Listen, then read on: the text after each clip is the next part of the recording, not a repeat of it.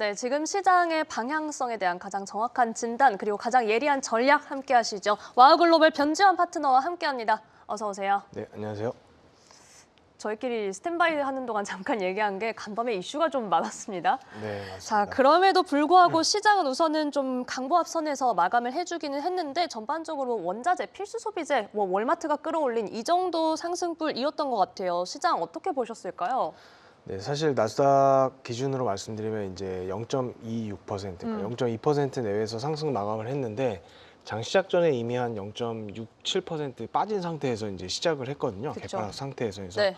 그렇다고 본다고 하면 사실 0.2% 내외가 아니라 실질적으로는 뭐 1% 정도 굉장히 강한 움직임이었다. 하루 동안의 흐름을 보면. 네, 보는 게 맞고요. 네. 주말 사이에 나왔던 그 예전 같으면 단기적으로 어떤 시장의 변동성을 좀 제기하면서 흔들릴 수 있는 이슈들이 다소 있었음에도 불구하고 장 시작하자마자 이제 급등세를 보여주면서 그 흐름이 이제 장 끝까지 이어졌거든요. 그래서 이런 부분들을 보면 현재 시장 심리가 굉장히 좀 탄탄하다라는 걸 좀 엿볼 수 있는 그런 대목이었고, 기술적으로도 전고점을 눈앞에 앞두고 이제 나스닥 같은 경우에는 고점 탈환에 대한 어떤 시장 참여자들의 의지가 좀 상당히 강하지 않나, 그런 느낌을 좀 많이 받았던 하루였던 것 같습니다.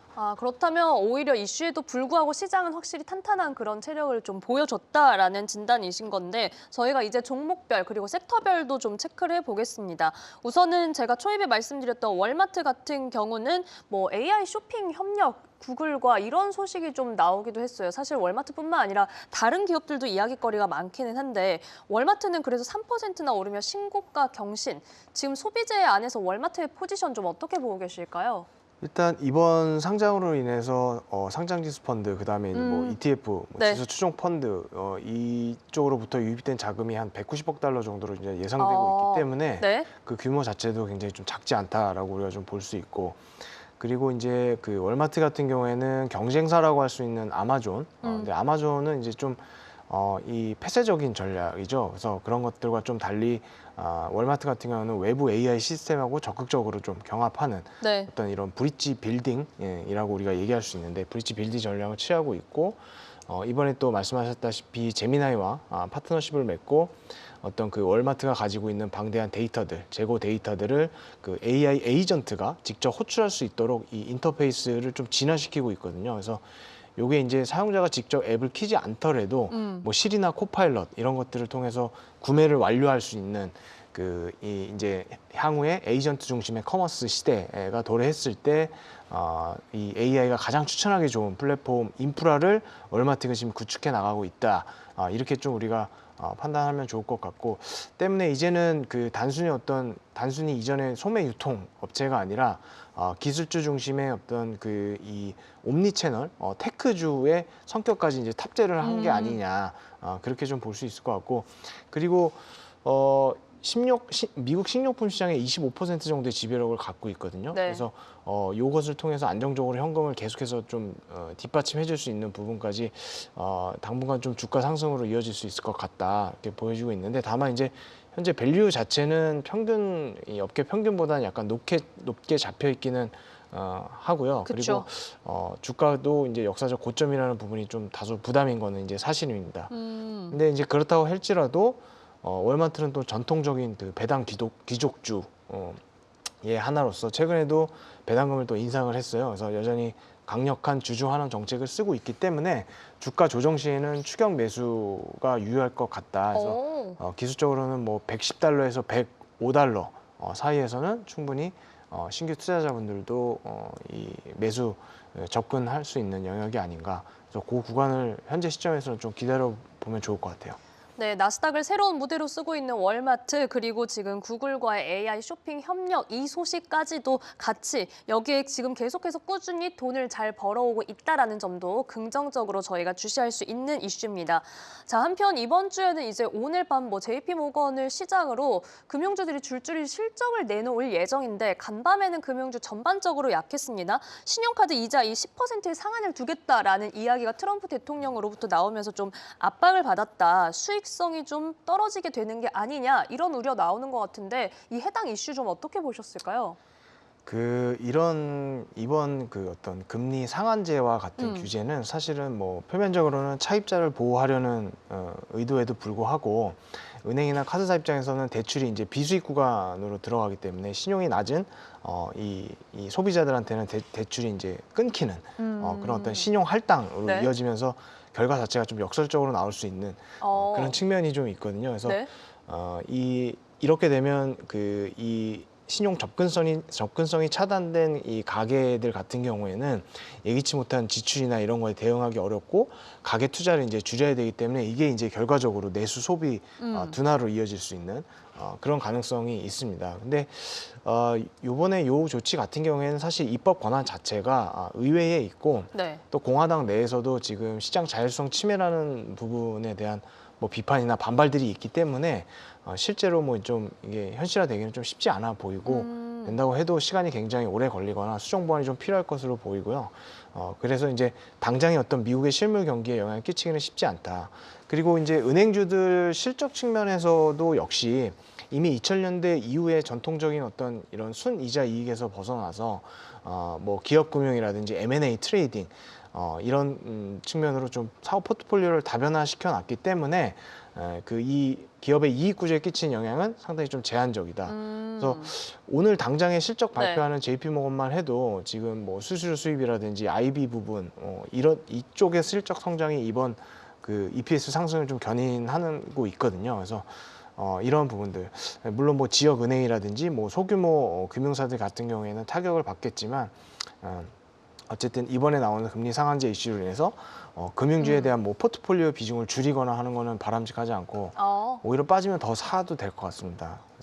자, 저희가 앞서는 실적 발표를 앞두고 있는 금융주들을 좀 체크를 했는데 최근 시장에 대해서 이제는 기술주가 뭐 지난 가을에 이렇게 일제히 끌어올렸던 그런 시장과는 확실히 다른 분위기 계속해서 이어지고 있다. 특히나 뭐 경기 민감주로 좀 이동하는 순환매 현상 이런 이야기도 나오고 있는데 지금 시장의 흐름 좀 어떻게 보고 계실까요? 일단 지금 대형 기술주에서 이제 말씀하신 경기 민감주, 소형주로 이동하고 있는 그 어떤 원인에 대해서 조금 우리가 더 살펴봐야 될 텐데 먼저 첫 번째로는 밸류에이션 부담 아무래도 네. 그다음에 AI 피로감이 될 것 같습니다. 그래서 작년 한 해 이제 M7에 대한 쏠림 현상이 해소되는 과정의 일환이고 작년 말 기준으로 보면 S&P 500 평균보다 이 M7 기업이 50% 정도 높은 31배까지 갔었거든요. 그래서 닷컴 버블 때보다도 시장 쏠림이 굉장히 심했었던 부분들 이런 부분들이 되돌림이 되는 과정들인 것 같고 그다음 올 초 기준으로 아직도 미국의 그 소형주들은 대형주 대비 한 25에서 26% 정도 할인되어 있다고 평가가 되고 있기 때문에 이 어떤 투자 시장의 그 어떤 기본적인 메커니즘이죠. 싸게 사서 비싸게 파는 네.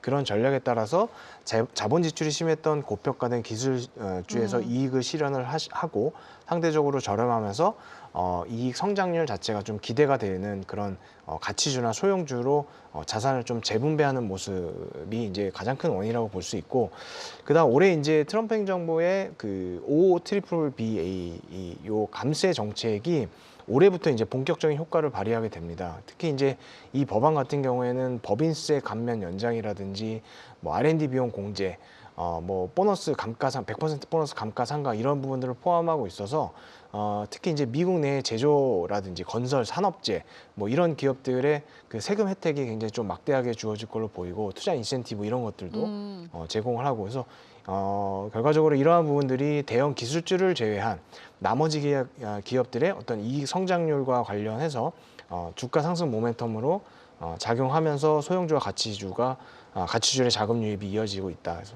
이렇게 좀 보면 좋을 것 같고 그다음 마지막 AI 테마 관련해서 네.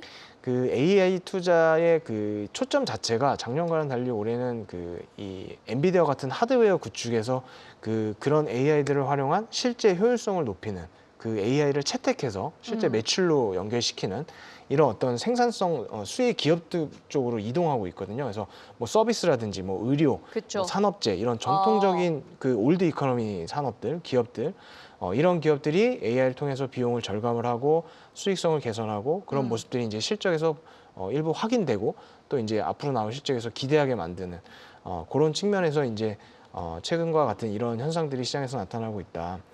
그래서 사실은 이런 부분들이 결국 랠리가 특정 랠리에서 그 벗어나서 시장 전반으로 퍼져 나가고 있는 것을 뜻하기 때문에 굉장히 좀 질적인 측면에서는 건강하고 그렇죠. 좀 그렇게 되면 아무래도 폭넓은 랠리가 좀 더 오래 이어갈 수 있는 그런 체력을 좀 가지게 되는 모습이기 때문에 그런 측면에서는 말씀드렸던 소재, 뭐 경기 소비재, 헬스케어 이런 섹터들이 그 사이클상 좀 미드 사이클에서 시장을 주도할 수 있는 섹터들이거든요. 그래서 이런 섹터들 함께 계속 지속적으로 보시면 좋을 것 같다.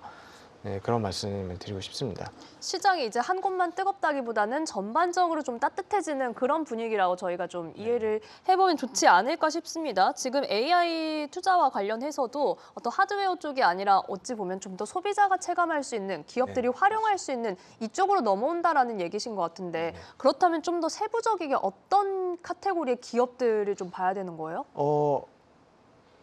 저희가 서두에 얘기했던 네. 그 월마트 같은 경우도 아. 그렇고요. 뭐 하나일 수 실제로 있고. 활용 사례를 보여주는. 그렇죠. 네. 그다음에 이제 뭐 서비스 이 업종 측면에서도 아까 올드 이코노미라고 해주셨으니까. 그렇죠. 그 AI 이 플랫폼과 그 이런 것들을 활용해서 협업 소식을 실질적으로 알리는. 뭐 고객 관리라든지 재고 관리라든지 음. 이런 것들을 조금 더 그런 것들이 이제 매출 성장세로 이어질 수 있는 그리고 실제로 찍고 있는 네. 기업들이 이제 하나둘씩 나오기 때문에 그렇네요. 그런 기업들에 대한 어떤 시장의 선지적인 그 이 순환매가 아닌가 그렇게 좀 판단하는 게 맞는 것 같습니다. 네, 알겠습니다. 자, 이번에는 저희가 이제 또 트럼프 대통령과 파월 의장의 지금 뭐 사상 초유의 갈등이다 좀 이렇게 얘기가 나오고 있는 상황입니다. 사실은 뭐 연준 뭐 사무실을 고치는 데 대해서 위증을 했다 이런 이유를 통해서 검찰 수사가 시작되어 있는 상황이고 이제 파월 의장도 여기에 대해서 좀 입장을 내놓기도 하고 전 연준 의장들까지 모여서 성명을 내기도 했습니다. 지금 이 사태 실제로 연준을 향한 압박이다, 좀 핑계일 뿐이다 이렇게 보실까요?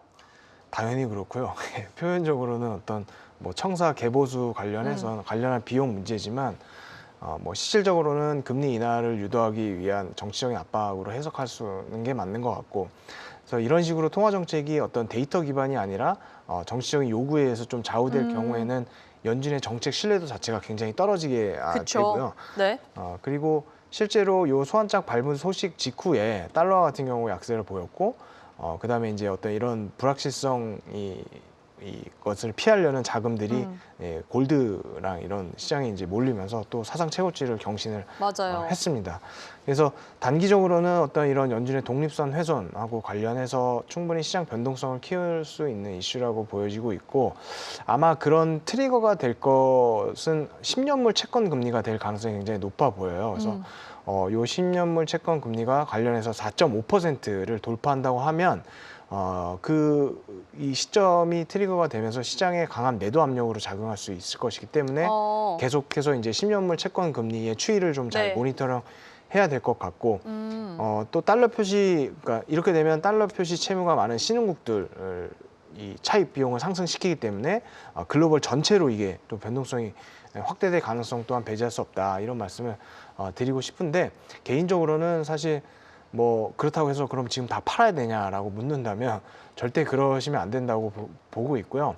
이 파월을 타겟으로 한 어떤 트럼프의 이 정치적 압력은 사실 작년 중순부터 계속 이어져 왔던 것이에요. 그래서 새로운 이슈가 아니기도 하고, 그다음에 어차피 지금 4개월 뒤에는 올해 연준 의장이 교체되는 일정을 갖고 있기 때문에 아직까지는 정치적 리스크가 있지만 어떤 이 하락장보다는 강세장에서 나올 수 있는 어떤 그 진통 정도로 보는 게 바람직하다. 그리고 사실은 파월에 대해서 소환장을 발부하고 했지만 차기 의장에 대한 어떤 그런 경고성 제스처인 것 같기도 해요. 가라, 약간 이런 느낌. 예, 그래서 그런 부분들을 감안을 했을 때 어떤 이 말씀드렸던 트리거가 될 수 있는 채권 금리를 모니터링을 잘 하되, 그러면서 대응 전략을 잘 세우되 지금 당장의 어떤 이런 이슈 때문에 뭔가 포트폴리오에 큰 변화를 가져가는 거는 아직은 좀 이르다.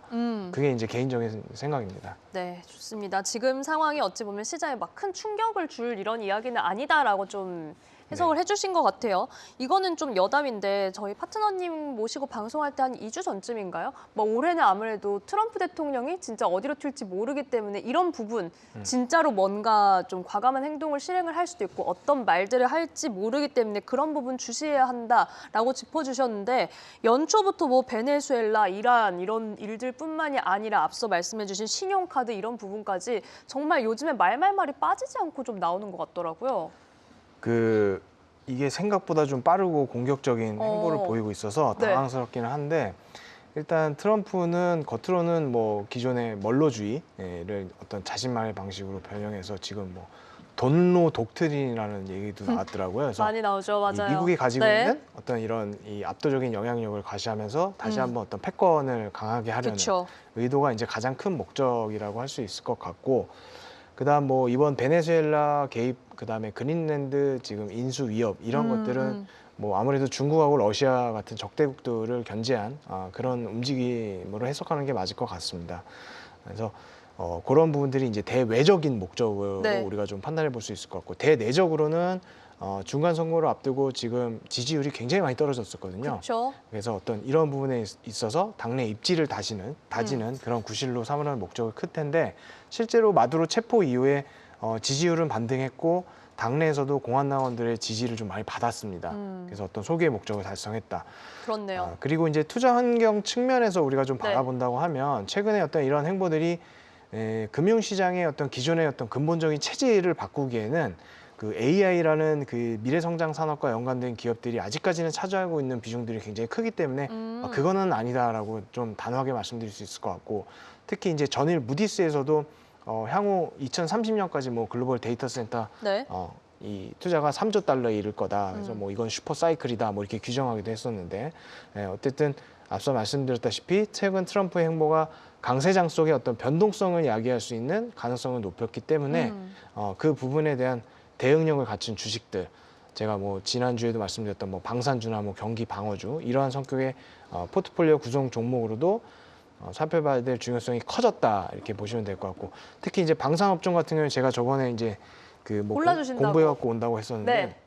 공교롭게 또 이번에 국방 예산을 맞아요. 9천억 달러에서 1.5조 달러로 증액을 했어요. 그러면서 강력한 상방 모멘텀을 좀 담보를 하고 있는 이런 방산 섹터, 요게 좀 계속해서 좀 유망할 걸로 보이고, 또 방산 섹터는 이 지금 어떻게 보면 미국은 고금리 상황인데 네. 고금리 상황에서도 어떤 이 정부 계약 기반의 매출 구조로 이 금리 민감도에 조금 이 자유로울 수 있는 그런 이 그 안전자산 성격이 좀 강화되었다 이번에. 네. 더욱더 그렇게 볼 수 있고, 그 전통적인 기업으로는 뭐 잘 아시다시피 뭐 로키드 마틴이나 RTX 뭐 이러한 그렇죠. 기업들도 있습니다만 작년에 또 큰 상승을 보였었던 종목으로 뭐 몇 가지가 있거든요. 세 가지 종목 정도가 있는데 먼저 그 하우멧 에어로스페이스, 그래서 엔진 부품, 그다음에 뭐 고성능 합금 분야의 어떤 이런 기술력을 네. 바탕으로 국방과 그 민간 항공 수요를 동시에 이제 흡수하고 있는 이 하우멧 에어로스페이스, 작년에만 뭐 거의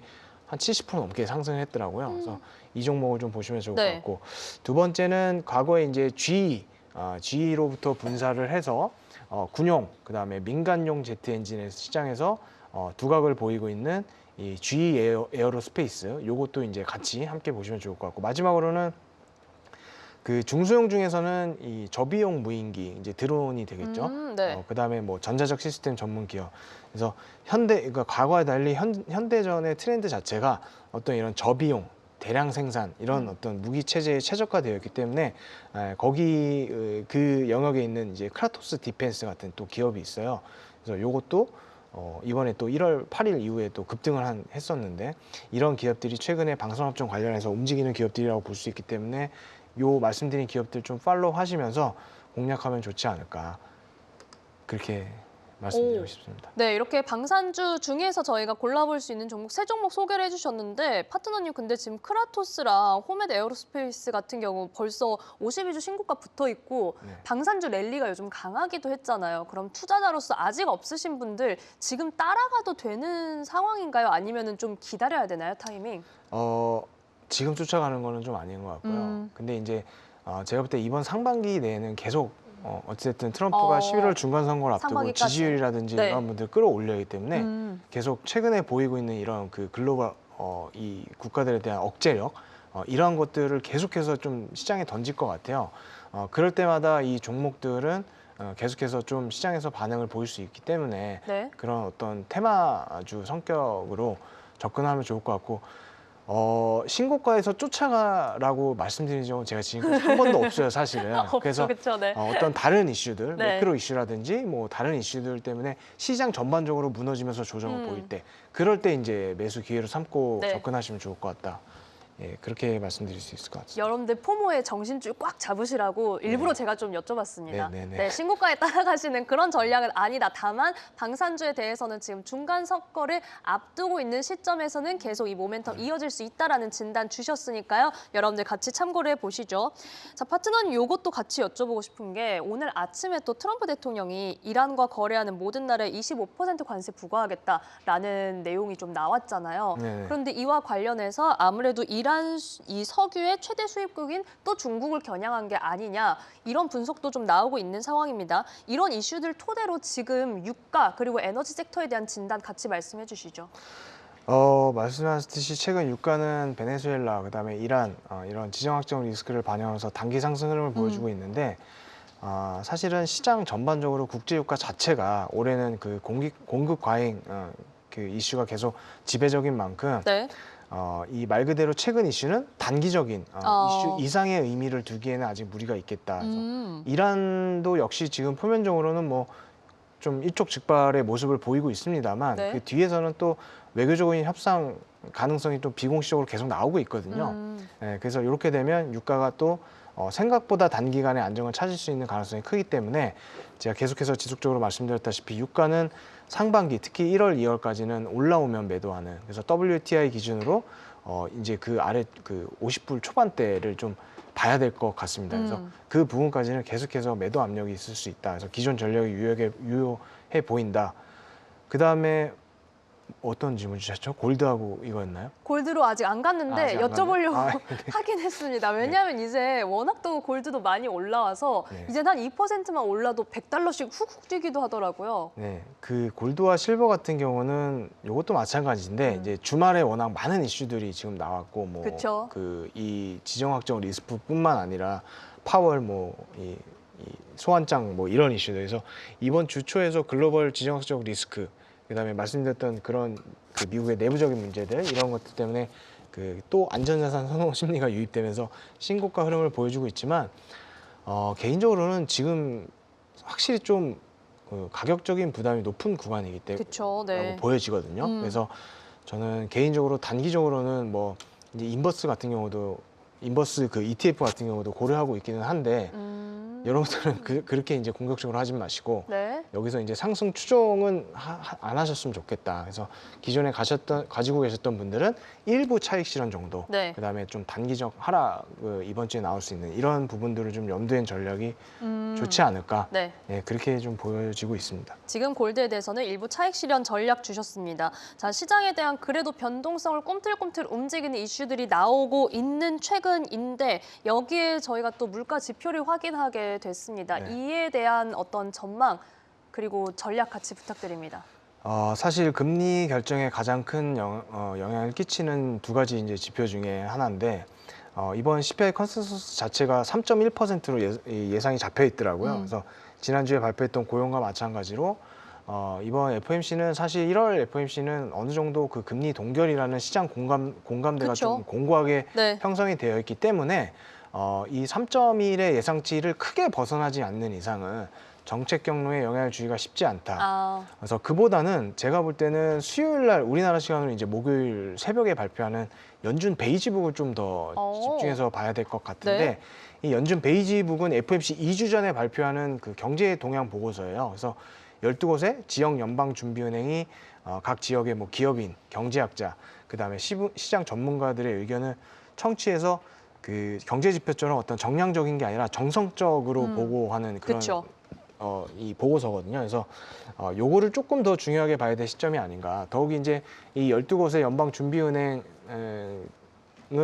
이곳에 이제 뉴욕을 포함해서 5곳이 이제 실제로 투표권을 행사하고 있기 때문에 이런 부분들이 이제 이 연준 베이직이 그래서 미니 FOMC다 뭐 이렇게 이제 부르기도 하는데 그러한 부분들이 있고 그 다음에 이 경제 지표 같은 경우에는 통계 수치이기 때문에 이 경제 지표 같은 경우는 이제 통계 수치잖아요. 그래서 네. 집계하는데 시간이 좀 걸리는 반면에 요거는 이제 말씀드렸다시피 통계가 아니라 이 정성적으로 인터뷰를 통해서 발간되기 때문에 지금 당장의 어떤 그런 분위기들을 이 대변을 할 수가 있는 그런 지표가 될 수 있거든요. 시차가 훨씬 좁다. 네네. 그래서 그런 측면에서 뭐 감도가 좀 더 높다고 표현해야 되나? 그래서 그런 측면에서 이제 CPI도 CPI지만 이번 그 이후에 발표되는 이 연준 베이직북도 좀 참고를 하시면 좋을 것 같다. 네, 그렇게 말씀드리고 싶습니다. 14일 연준 베이직북에 주목하자는 말씀해 주셨고요. 오늘장 전략 간략하게 부탁드릴게요. 네, 오늘 아시다시피 JP모건을 필두로 대형 은행주들 실적이 이번 주에 줄줄이 이제 예정이 되어 있고 그 다음에 또 14일 날 대법원 관세 판결도 관련해서 나올 수 있고 맞아요. 또 이제 주 마지막 날은 또 옵션 만기일이에요. 그래서 이번 주에 뭔가 크고 작은 계속 좀 만만치 않은 한 주가 될 것 같은데 그럼에도 불구하고 시장 심리 자체가 제가 볼 때 굉장히 좀 좋게 형성되어 있고 작년 연말부터 이어진 업종 순환매로 인해서 체력적으로 굉장히 좀 탄탄해졌다.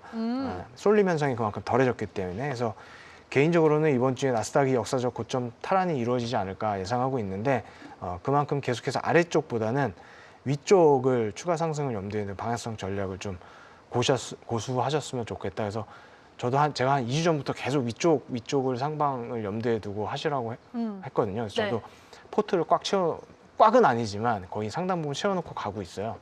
네, 그래서 계속 위쪽으로 그런 그 위쪽 상방을 고려한 전략으로 계속 네. 좀 밀어붙이셨으면 좋겠다.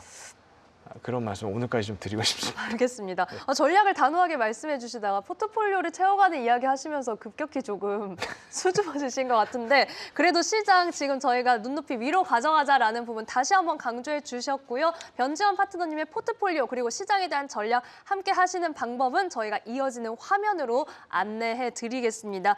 여러분들 오늘 시장 전략 참고해 보시죠. 와우글로벌 변지원 파트너와 함께했습니다. 고맙습니다. 네, 수고하셨습니다.